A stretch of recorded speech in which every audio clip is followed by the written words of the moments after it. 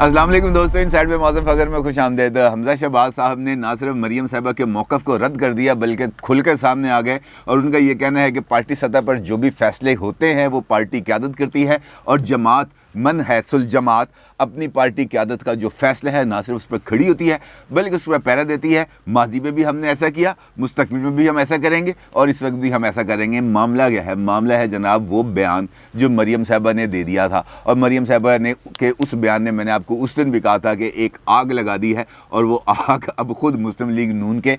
دامن کو بھی کھائی جا رہی ہے۔ مریم نواز صاحبہ گئیں اسلام آباد ہائی کورٹ، اور اسلام آباد ہائی کورٹ میں ان کی پیشی تھی۔ اس پیشی کے بعد انہوں نے میڈیا سے گفتگو کی اور تھوڑی سی گفتگو انہوں نے اندر بھی کی، یعنی کمرہ عدالت میں۔ وہاں پر ان سے ایک سوال پوچھا گیا، اس سوال کے جواب میں ان کا یہ کہنا تھا کہ آرمی چیف کو ایکسٹینشن، یعنی army chief general Qamar Javed Bajwa صاحب کو جو مدت ملازمت میں توسیع ملی تھی 3 سال کی،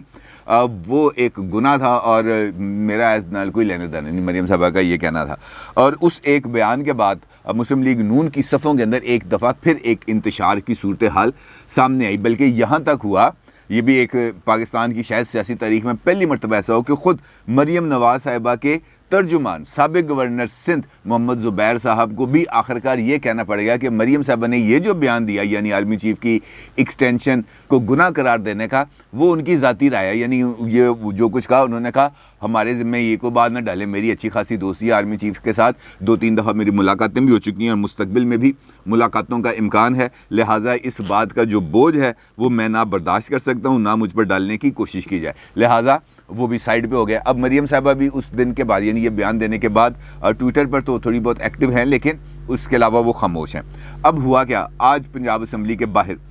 حمزہ شہباز شریف صاحب آئے۔ حمزہ شہباز شریف صاحب نے وہاں پر اپنی گفتگو کی۔ ان کا یہ کہنا تھا کہ اس وقت مہنگائی نے لوگوں کا برا حال کر دیا ہے، حکومت بڑی انکمپیٹنٹ ہے، کرپشن کا بازار گرم ہے، یہ جو تقرر تبادلے ہوتے ہیں اس کے بھی ریٹ مقرر ہیں، اور یہ ایسی انکمپیٹنٹ گورنمنٹ ہے جو ایک دن کے اندر 14 سیکٹری اور ڈپٹی کمشنرز اور کمشنرز اور آئی جی سب کچھ تبدیل کر دیتی ہے، چیف سیکرٹری تبدیل کر دیتی ہے، اور یہ پہلی دفعہ ہوا ہے کہ بیوروکریسی کو اس بات کا اندازہ ہی نہیں ہوتا کہ ہم نے کرنا کیا ہے، کیونکہ کسی بندے کو اس بات کا یقین ہی نہیں ہے کہ وہ کتنی عرصے تک اپنی کرسی پہ رہے گا، لہٰذا کوئی لانگ ٹرم پالیسی بن نہیں رہی۔ بات حمزہ صاحب کی درست ہے۔ خیر، جب انہوں نے اپنی بات مکمل کر لی تو اس کے بعد صحافیوں نے اپنی گفتگو، انہوں نے کہا جناب فورم اوپن ہے، پوچھو سوال، تو پہلے ہی ان پر بم پھٹا، اور وہ بم یہ تھا کہ صحافی نے پوچھا ان سے کہ جناب آپ یہ بتائیں کہ مریم صاحبہ کا یہ بیان آیا ہے سامنے کہ آرمی چیف کو جو مدت ملازمت میں توسیع ملی ہے یہ ایک گناہ ہے اور اس گناہ کی اب ہم کو معافی مانگنی چاہیے، اور صحافی نے یہ کہا کہ جناب یہ جو اشارہ ہے ان کا آپ کے والد جناب شہباز شریف صاحب کی طرف ہے اور اپنے والد جناب نواز شریف صاحب کی طرف بھی ہے، آپ کا اس کے بارے میں کیا کہنا ہے؟ تو اس پر حمزہ صاحب پہلے تو کچھ دیر کے لیے، یعنی کہ چند لمحوں کے لیے، آپ سمجھے 20-25 سیکنڈ کے لیے وہ ہو گئے خاموش، اور خاموش ہونے کے بعد ان کا جو جواب ہے وہ بڑا امپورٹنٹ ہے۔ ان کا یہ جواب تھا کہ army chief general Qamar Javed Bajwa صاحب کو جو ایکسٹینشن دینے کا فیصلہ ہے یہ مسلم لیگ نون کی قیادت نے کیا، اور پارٹی نے اپنی قیادت کے جو فیصلہ ہے اس پر عمل درآمد کیا، اور بعض مرتبہ ایسے حالات پیدا ہو جاتے ہیں جب اپنی ذات کو، اپنی پارٹی کے مفاد کو، اپنے مفاد کو پس پشت ڈال کر قومی مفاد کی طرف جانا پڑتا ہے، اور ہم نے جو فیصلہ لیا، یعنی قمر جاوید باجوہ صاحب کی ایکسٹینشن کا فیصلہ، یہ ہم نے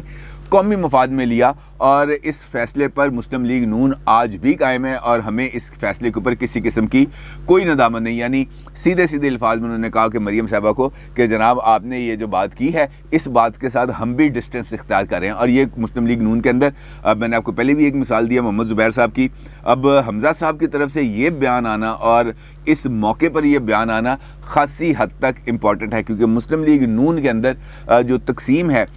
وہ خاصی حد تک بڑھ چکی ہے، اور اسی بات کی میں آپ کو ایک اور مثال دوں گا،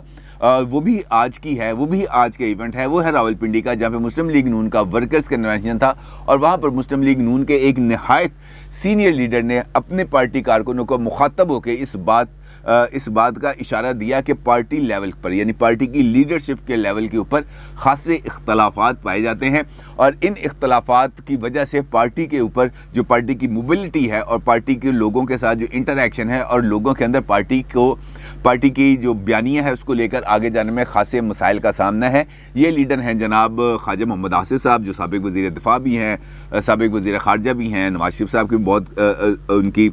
قربت ہے، شہباز شریف صاحب کے ساتھ بہت زیادہ قربت ہے. انہوں نے خطاب کیا راولپنڈی میں اور ان کا یہ کہنا تھا کہ اس وقت ہماری صفوں کے اندر بہت زیادہ انتشار ہے, بہت زیادہ نا اتفاقی ہے اور اتحاد کا فقدان ہے, جس کا ہمیں خمیازہ ہم نے اٹھایا بھی ہے, اٹھا بھی رہے ہیں اور اٹھائیں گے بھی. اور ان کا یہ بھی کہنا تھا کہ یہ میں آپ کو اشارہ کر رہا ہوں. انہوں نے کہا کہ میری بات اس وقت پارٹی کارکنوں کے ساتھ ہے اور پارٹی کارکن میری اس بات کو اور اس بات کا اشارہ سمجھیں کہ میں کیا کہہ رہا ہوں. یہ جو اوپر کے لیول پر اختلافات ہیں, ان اختلافات کی وجہ سے پارٹی کو نقصان پہنچ سکتا ہے. اور ان کا یہ بھی کہنا تھا کہ میں یہ ہاتھ جوڑ کے درخواست کرتا ہوں تمام پارٹی لیڈرز کے ساتھ, خاص طور پر صف اول کی قیادت کے ساتھ, کہ جناب آپ اپنے اختلافات کو دور کریں. ادروائز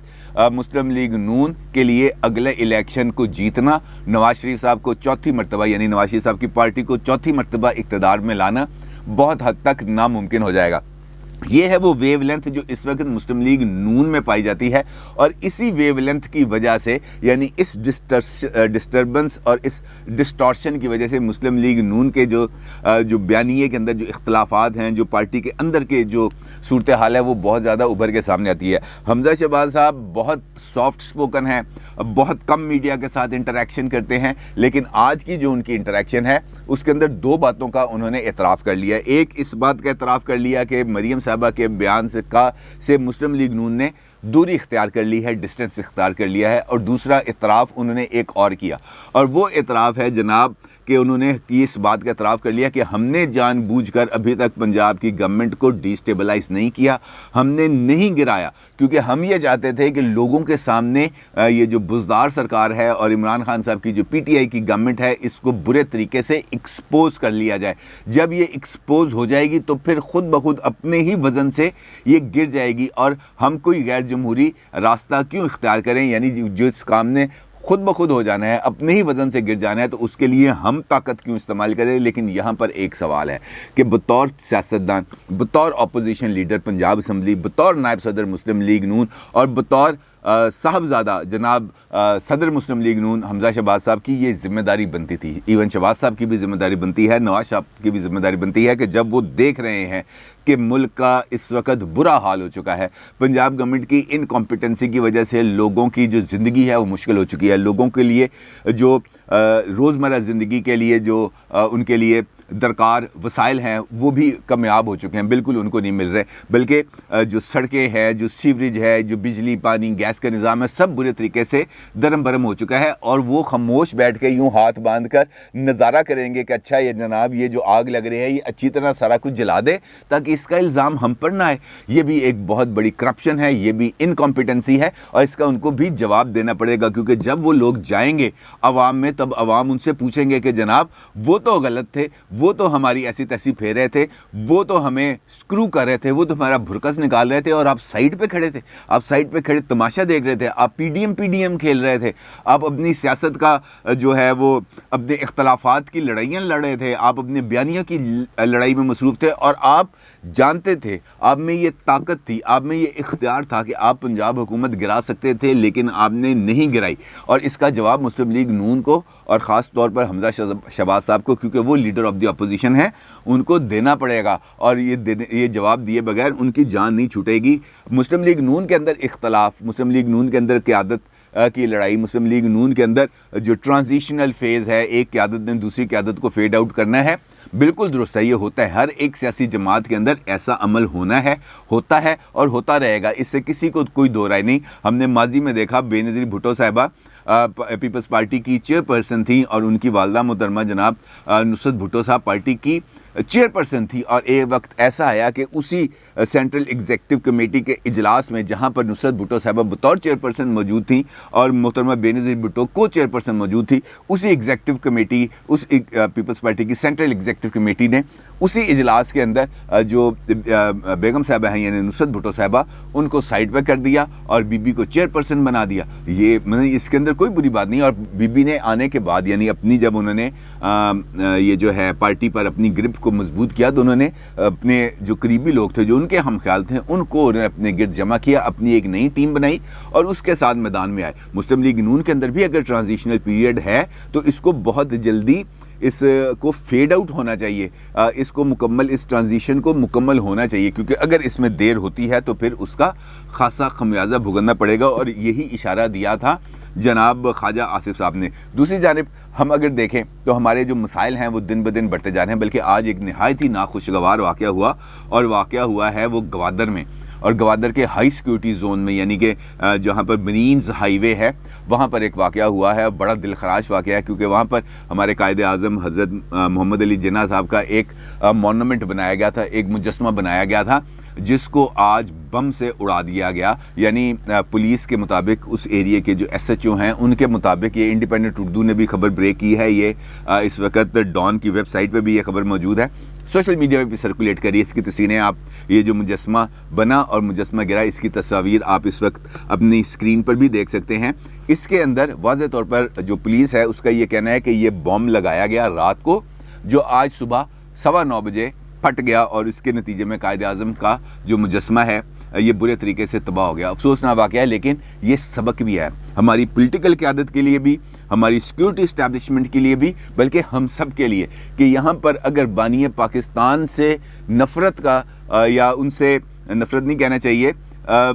اس کے لیے آپ جو بھی مناسب لفظ استعمال کر لیں، اس کا اظہار اس طریقے سے کیا جائے گا تو آپ اندازہ لگا لیں کہ ہم اس وقت کس صورتحال سے نبرد آزما ہیں، اور اس صورتحال میں ہماری جو پولیٹیکل ایلیٹ ہے اس کو اس صورتحال سے کوئی لینا دینا نہیں۔ ایک صاحب یہ سمجھتے ہیں کہ وہ پاکستان کے لیے ناگزیر ہیں، بلکہ اس ٹرم کے لیے بھی، بلکہ اگلی ٹرم کے لیے بھی وہ یہ سمجھتے ہیں کہ 10 سال پاکستان پر حکومت کرنا میرا رائٹ ہے، اور مجھے اس رائٹ سے کوئی الگ نہیں کر سکتا، مجھے اسے دور نہیں کر سکتا، اور میں جو چاہوں وہ کروں، میرے منہ سے نکلا ہوا ہر ایک لفظ اس پر لفظ بلفظ عمل ہونا چاہیے، اور اس کے لیے وہ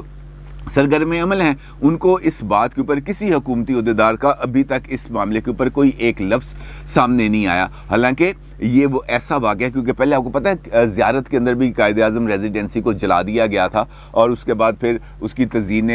نو ہوئی، اس کو دوبارہ بنایا گیا، پھر اس کو دوبارہ عوام کے لیے کھولا گیا۔ خیر، یہ وہ اشارے ہیں جو ہمیں بتاتے ہیں کہ ہمارے اس وقت اندرونی صورتحال کیا ہے۔ ہمیں فوکسڈ ہو کر اس صورتحال کو نہ صرف اس کا سامنا کرنا ہے، بلکہ اس سے باہر نکلنے کا کوئی نہ کوئی راستہ تلاش کرنا ہے۔ لیکن یہاں پر ہم اس چکر میں ابھی تک پڑے ہوئے ہیں کہ وہ ایکسٹینشن دے دی وہ گناہ ہے، اور کیا اب اگلی ایکسٹینشن دیں گے، کیا یہ گناہ دوبارہ کریں گے؟ اس پر ابھی تک ہم اس چکر میں پڑے ہوئے ہیں، اور ہم یہ سوچ رہے ہیں کہ جناب یہ حکومت اپنے ہی وزن پہ گرے گی، ہمارے دامن پہ کوئی داغ نہیں لگنا چاہیے کہ جناب ہم نے اس حکومت کو ڈیسٹیبلائز کیا، اور پورا ملک ڈیسٹیبلائز ہو رہا ہے، اور اس کی طرف دیکھنے کے لیے کسی کو کوئی خیال نہیں۔ براہ کرم یہ ایسے واقعات، میرا سیکیورٹی اسٹیبلشمنٹ کے ساتھ خاص طور پر یہ درخواست ہے کہ ایسے جو مقامات ہیں، اور ایسے جو جہاں پر قائد اعظم یا ہمارے قومی لیڈرز کا جہاں پر بھی مونومنٹس ہیں، اس کی ایک حفاظت کا ایک پراپر بندوبست ہونا چاہیے، اور جس نے بھی یہ حرکت کی ہے اس کو نہ صرف کیفر کردار تک پہنچانا چاہیے، بلکہ اس کے تمام محرکات کا احاطہ کر کے ان محرکات کو بھی دور کرنا چاہیے، کیونکہ یہ کسی نہ کسی عمل کا رد عمل ہے، اور اس کا تدارک ہونا چاہیے۔ اپنی رائے کا ضرور اظہار کیجیے گا۔ آپ کا بہت شکریہ۔ اللہ حافظ۔